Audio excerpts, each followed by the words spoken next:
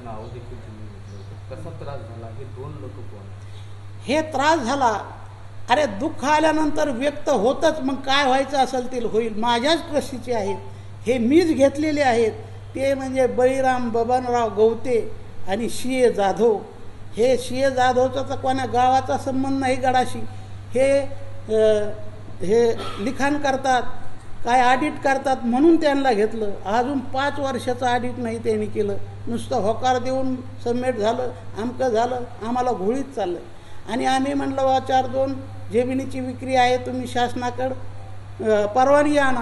वर्ष झालं परवानगी नाही आणि तीच टाकतात. यांनी जमिनी विकल्या, यांनी प्रॉपर्टी विकली, काय विकली, कशासाठी विकली हे त्यांनाच माहीत. हे आरोप चाललेले आहे, घणाघात चाललेला आहे. असं तुम्ही बोलताना तुम्हाला अश्रू अनावर पुतळा करण्यासाठी 2014ला ही बळीराम बबनराव गवते यांनी हे नियोजन केलं. मी पुतळा बसतो आणि समाजाने मला वर्गणी द्यावा.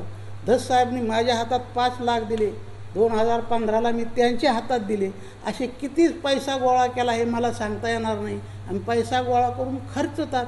त्यांनी पुतळ्याचा विषय नाही, अजून पुतळा बसवला नाही. आमचे जरांगे पाटील म्हणले मला रुपये देऊ नका, मी दसऱ्याला उद्घाटन पुतळ्याचं करतो. पण हे म्हणले आता 2-3 दिवस, 2 वर्ष, 2-3 महिने थांबा, मी पुतळा तयार करतो. अजून पुतळ्याचा विषय नाही. ज्या पद्धतीने ही वर्गणी गोळा केली समाजाकडनं, त्यांच्यावर आता आम्ही आव्हान करतो मीडियासमोर.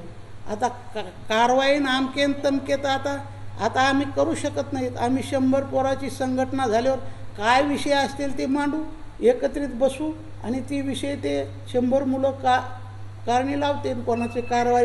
आणि आता इथून पुढं जे नारायणगडाला वाकडं बोट करील त्याच्याशी हे 100 पोरं त्याच्यावर कारवाई करतील, त्याला विचारतील, प्रश्न विचारतील.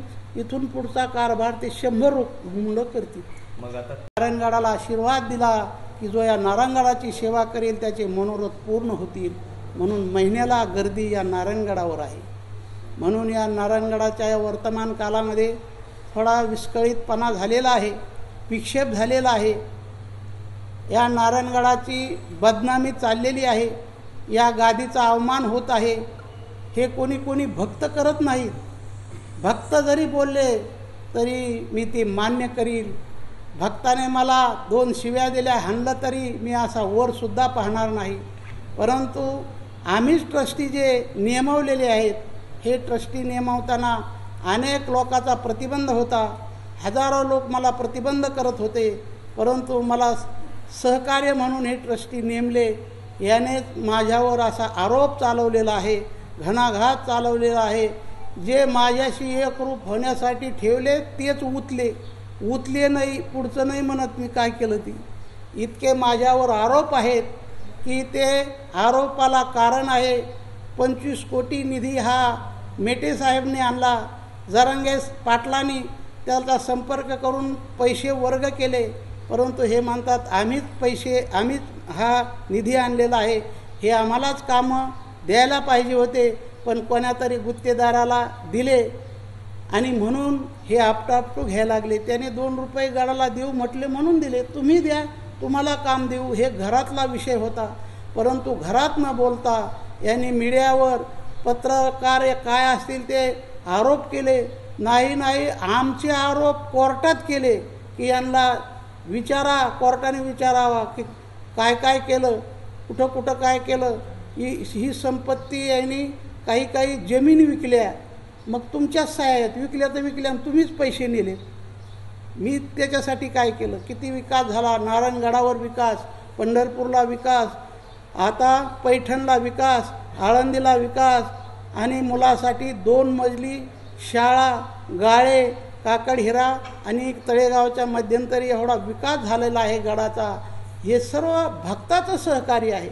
आणि आत्ताच आपण भक्ताचे मनोगत ऐकलेले आहेत. गडाविषयी आम्ही प्राण द्यायला तयार आहेत. आणि म्हणून मला इतक्या वेदना झाल्या, त्यांनी घरात येऊन सांगावं की इथं चुकता, हे आम्हाला पाहिजे, ते मान्य केलं असतं.